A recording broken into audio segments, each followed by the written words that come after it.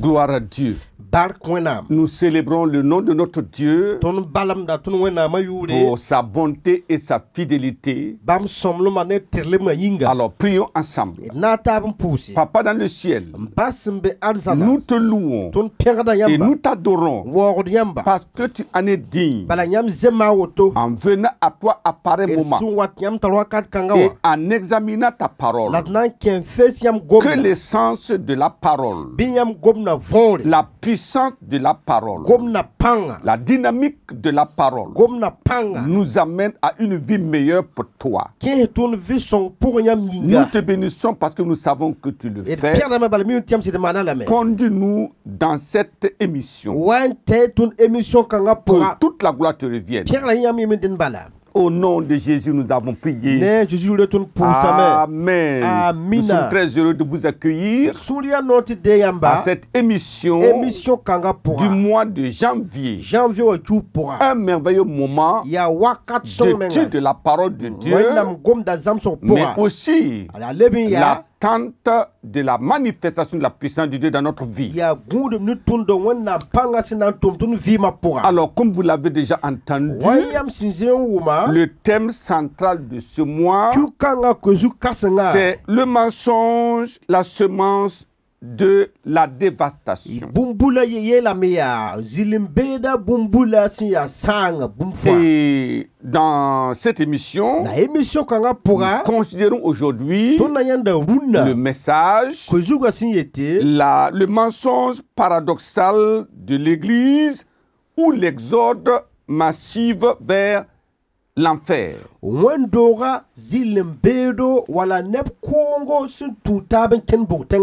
Alors, lorsque le mensonge se retrouve de manière paradoxale dans l'Église, c'est l'exode massif vers l'enfer. Alors, et lorsque vous constatez deux choses, alors vous comprenez que quelque chose ne va pas. Quelles sont ces choses? Premièrement, 2 Rois chapitre 6, le verset 28. Et le roi lui dit, qu'as-tu? Elle répondit, cette femme-là m'a dit, donne ton fils et nous le mangerons aujourd'hui et demain nous mangerons ton fils. Chapitre verset la rima venramen suka paraya ya boye le tarfom ta parole que ade nendare po kanga yela mam lefko biga watutun wabaruna tibioro tunawa mambiga. Alors vous comprenez cela? Une femme capable de manger le fruit de ses entrailles, c'est qu'il y a un problème sérieux. Effectivement, avec une famine terrible. Et alors, ces femmes étaient dans cette contrainte-là. Deuxième chose, lorsque l'Église, qui est la colonne de la vérité, lorsque cette église devient le véhicule du mensonge, c'est réellement sérieux. Cela veut dire c'est une infamie impardonnable, inacceptable aux yeux de Dieu. Et voilà pourquoi nous voulons jeter un coup d'œil dans cette poudrière qui déçoit le ciel et excite la joie de l'enfer. Alors, nous verrons premièrement l'Église, la colonne de la vérité. C'est ce que le monde attend et c'est ce que Dieu attend. Deuxièmement, nous verrons l'effondrement de la morale dans le lieu saint.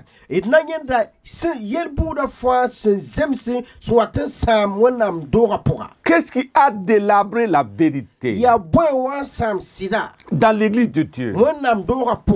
troisièmement, nous verrons l'effroyable châtiment des coupables et la délivrance des pénitents.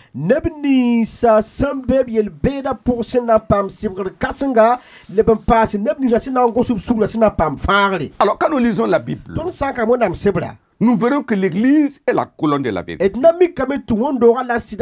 Si vous voulez connaître la vérité sur la terre, allez dans le lieu saint. Si vous voulez connaître la vérité dans le ciel, allez dans le lieu saint. Si vous voulez avoir la vérité pour la délivrance du péché, de Satan, du monde, allez dans l'église de Dieu. Si vous voulez vivre la vie de paix, de justice, de joie, allez dans l'église de Dieu. Alors, donc parce que là-bas, la vérité est établie. Regardons quelques versets pour nous en convaincre. Psaume 119, le verset 160. Il dit là-bas, le fondement de ta parole est la vérité. Et toutes les lois de ta justice sont éternelles. Ça veut dire inchangeable, immuable dans le temps. Alléluia. Alléluia. Et quand Jésus venait dans le monde, Ésaïe s'est acclamé en disant ceci. Dans Ésaïe chapitre 9, le verset 1, le peuple qui marchait dans les ténèbres voit une grande lumière. La vérité vient donner de l'éclairage. La vérité conduit. La vérité dirige. La vérité délivre. Et donc voilà ce que Jésus est venu donner à l'humanité. Et dans Jean chapitre 1 verset 17,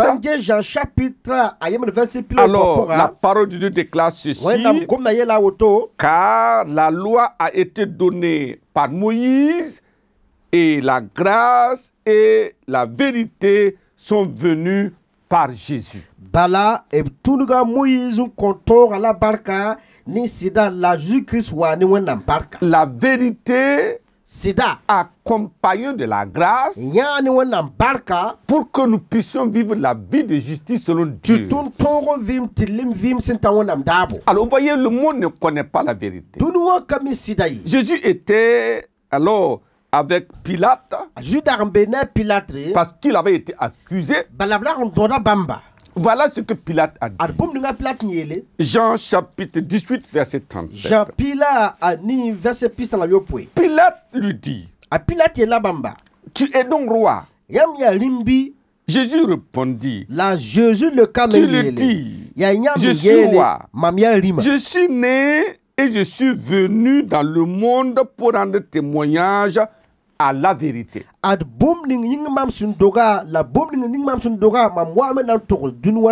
Quiconque est de la vérité écoute ma voix. Et Pilate lui dit: qu'est-ce que c'est que la vérité? Voyez, la vérité a disparu dans le monde. Les grands hommes, les savants, ils ne connaissent pas ce que c'est que la vérité, parce que la vérité a été tronqué. Le mensonge a pris d'assaut le monde. Et donc Pilate, un homme politique de haut rang, il dit: mais qu'est-ce que c'est que la vérité? Le monde a besoin de la vérité émanant de l'Église pour l'amener à la connaissance, mais aussi à la délivrance. C'est ce que cela veut dire. Voilà pourquoi Jésus dit, Jean chapitre 8 verset 32. Alors il dit là-bas: vous connaissez la vérité et la vérité vous affranchira. Gloire à Dieu. C'est cela. Vous connaîtrez la vérité. La vérité vous affranchira. Dans Jacques chapitre 1, il est dit au verset 17 là-bas que toute grâce excellente et tout don parfait descendent d'en haut du Père des Lumières. Il dit chez lequel il n'y a ni changement ni ombre de variation. Gloire à Dieu. Il dit, il nous a engendrés selon sa volonté par la parole de la vérité afin que nous soyons en quelque sorte les prémices de ces créatures.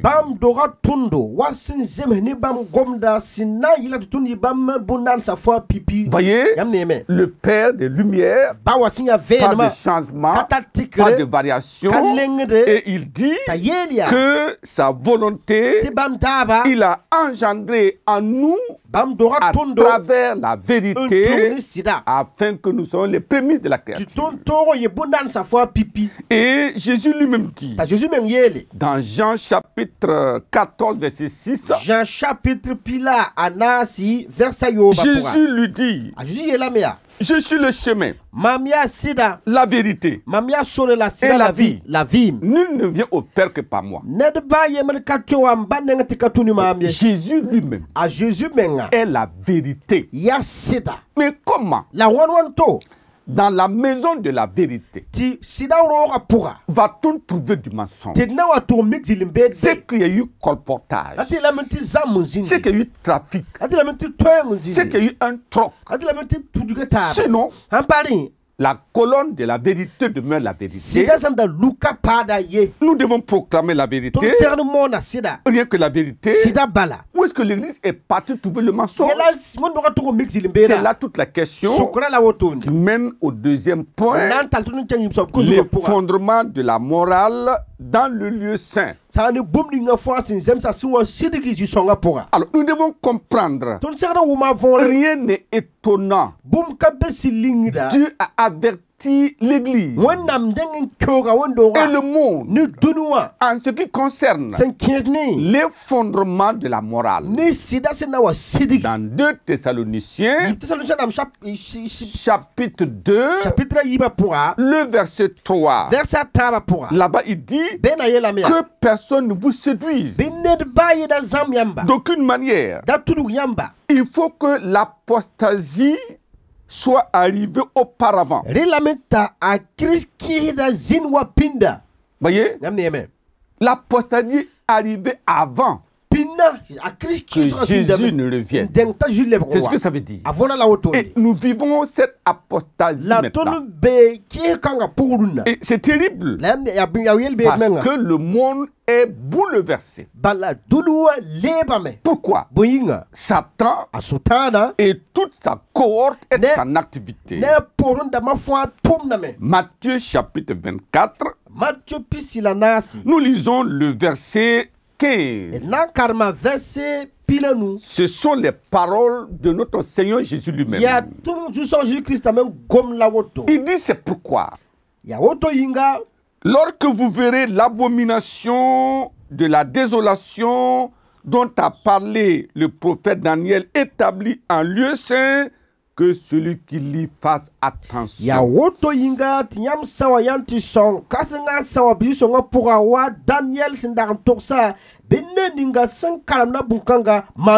L'abomination de la désolation dans le lieu saint. Quelqu'un a introduit cela. Un système a mis en marche toute la stratégie pour dépouiller l'Église de la vérité. Et il continue en nous disant que personne ne vous séduise par des vains discours, car c'est à cause de ces choses que la colère de Dieu, bien sûr les fils de la rébellion, lorsque nous nous engageons dans la rébellion, ça veut dire que nous avons trafiqué. Aujourd'hui, les choses témoignent que la séduction est là et que la morale s'en est allée. Voyez, la Bible nous parle de quoi? L'esprit de l'Antéchrist. Et dans 1 Jean chapitre 2 verset 18, il dit là-bas, petits enfants, c'est la dernière heure. Et comme vous l'avez appris qu'un antéchrist vient, il y a maintenant plusieurs antéchrists dans le monde.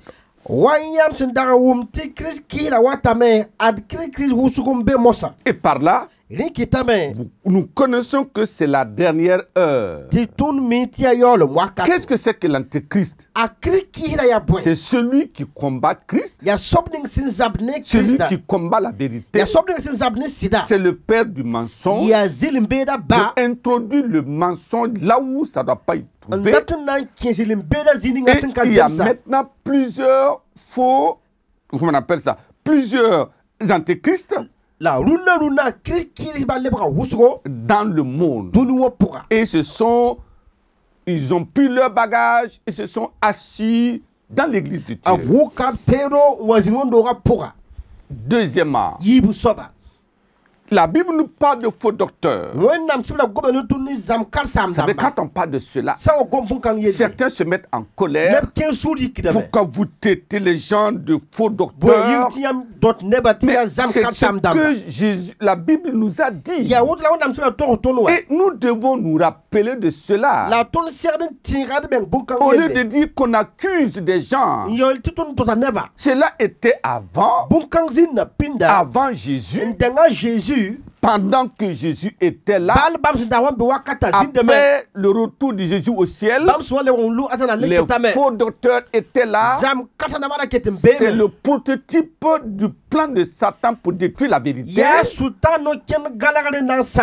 nous devons avoir le courage de nous rappeler cela. Il dit 2 Pierre chapitre 2 verset 1. Il y a eu parmi le peuple de faux prophètes et il y en aura de même parmi vous de faux docteurs.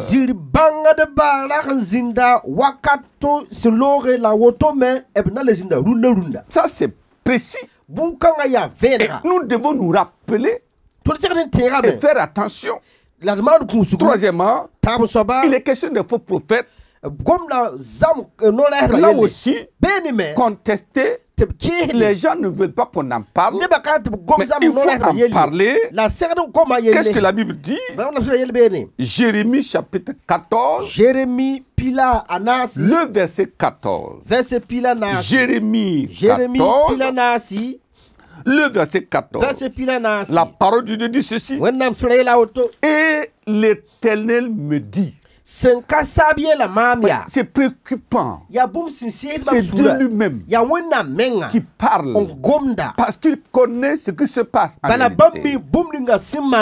Et l'Éternel me dit, c'est le mensonge que prophétisent en mon nom les prophètes. Je ne les ai point envoyés. Je ne leur ai point donné d'ordre. Je ne leur ai point parlé. Ce sont des visions mensongères,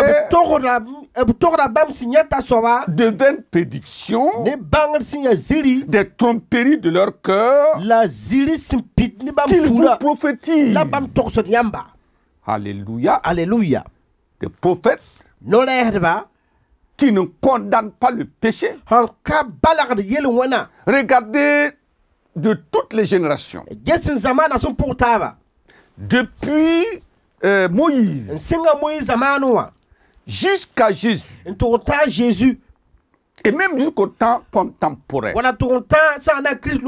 Les prophètes élus de Dieu, choisis par Dieu, leur première bataille, c'est le péché. péché.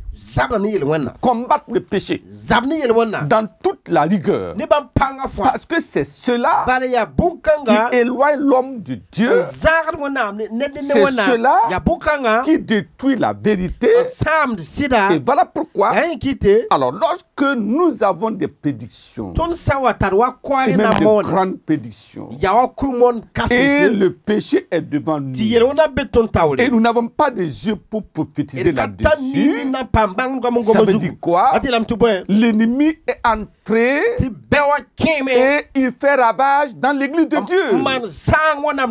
Alors nous ne pouvons pas être dans le mensonge, dans la pratique du faux, dans le péché et parler au nom de Dieu. Ce n'est pas possible. On ne peut pas tolérer, accepter le péché, le mal, s'asseoir dessus et dire que Dieu parle au travers de nous. Mais si nous parlons à des hommes accoutumés au péché, venant à l'église et continuer dans le péché, et nous leur prophétisons la prospérité, c'est du mensonge. Si nous leur prophétisons la bonne santé, c'est du mensonge. Parce que la bonne santé, la prospérité va avec la prospérité de l'état de notre âme. Et je prie que le monde fasse attention. C'est à cause de cela, le mensonge remplit l'église de Dieu. C'est pour cela que vous verrez les abominations, vous verrez le péché, vous verrez la fornication, vous verrez les avortements, vous verrez tout ce qui a comme comble dans le mal.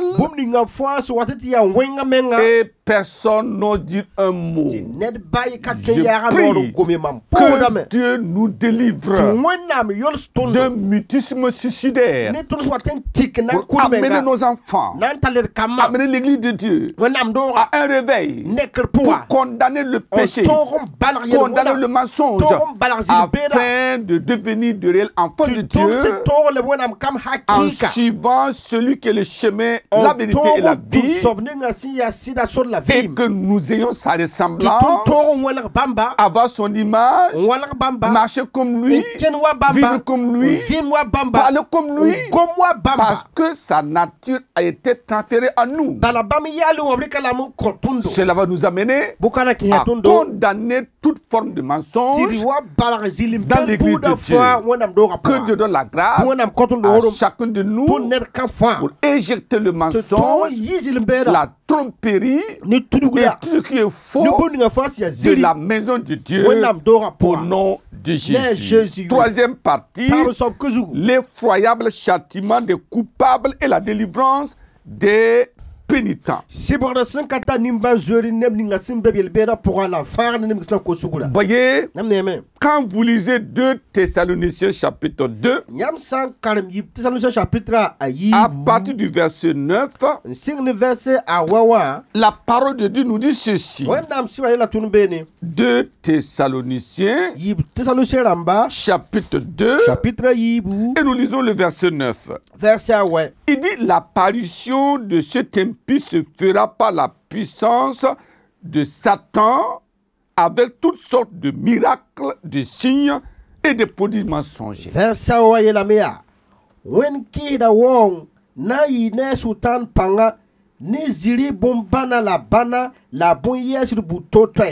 Voyez, l'apparition de cet impie, l'antéchrist, et tous ceux-là qui tournent autour de Satan pour détruire le monde. Il dit que avec toutes les séductions de l'iniquité, pour ceux qui périssent parce qu'ils n'ont pas reçu l'amour de la vérité pour être sauvés.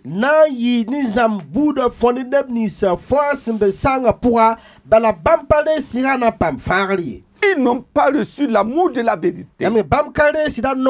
C'est la vérité qui sauve. Si vous esquivez esquivez la vérité, vous esquivez le salut, vous esquivez la vie éternelle, vous esquivez le ciel. Et voilà pourquoi ça ne sert absolument à rien de dire je suis fort, je suis intelligent, je suis un savant, et vous esquivez le plan de rédemption de Dieu. Ça, c'est une pure folie. Dieu voudrait que nous puissions nous rabaisser parce que notre cerveau qui est là tout petit, c'est toute une machine dont Dieu est l'auteur. Comptez le nombre de cellules dans votre cerveau. Vous ne comprendrez rien du tout. Regardez la complexité des connexions. Vous ne comprendrez rien du tout. Il y a un Dieu qui nous a créés. Et il dit faites attention, votre intelligence va vous perdre. Retournez vers la vérité. Et vous comprendrez que cette intelligence a été donnée pour reconnaître le Créateur, celui qui vit éternellement, pour non seulement être utile au monde, mais être utile au ciel. Et je prie, comme nous sommes en train d'aborder ces questions, que les gens comprennent qu'il y a des situations difficiles. Éphésiens chapitre 5. Éphésiens chapitre à nous. Le verset 5. Verset nous. Car, sachez-le bien, aucun impudique ou impur ou cupide, c'est-à-dire idolâtre, n'a d'héritage dans le royaume de Christ et de Dieu. Bala. Banginere tino yor ba yemre real so ba yemre katun pam puire wenam solba pourri. Alléluia. Alléluia. C'est effroyable. Ya bom sinke vivre sur la terre et ne pas voir Dieu de notre œil, envoyé dans le feu de l'enfer, c'est effroyable. Mais là, il y a la possibilité d'échapper à cette tragédie. 2 Corinthiens chapitre 6, le verset 17 dit, c'est pourquoi sortez du milieu d'eux et séparez-vous. Dit le Seigneur, ne touchez pas à ce qui est impur, et je vous accueillerai. Je serai pour vous un père, et vous serez pour moi des fils et des filles. Dit le Seigneur Tout-Puissant. La main est tendue, la perche vous est donnée, la vérité est établie, l'amour de Dieu manifesté. Pourquoi ne pas dire Seigneur, je viens. Baissons la tête pour la prière maintenant. Comme nous prions, Dieu répondra à votre besoin. Éternel notre Dieu, merci pour ta bonté, ta fidélité, ta grâce excellente. Merci pour cette vérité établie. Colonne de l'église. Oh, je prie que la vérité fasse son entrée et que le mensonge fasse sa sortie au nom de Jésus. Nous te bénissons parce que nous savons que tu le fais. Convainc les uns, convainc les autres, délivre les uns, délivre les autres, et qu'ensemble nous remettons de l'ordre dans notre conscience, dans notre cœur, dans l'église de Dieu, dans nos familles et dans le monde, au nom de Jésus. Père, merci parce que tu le fais. À toi la gloire au siècle des siècles. Au nom de Jésus, nous avons prié. Amen. Que les gens vous bénissent abondamment. Merci beaucoup.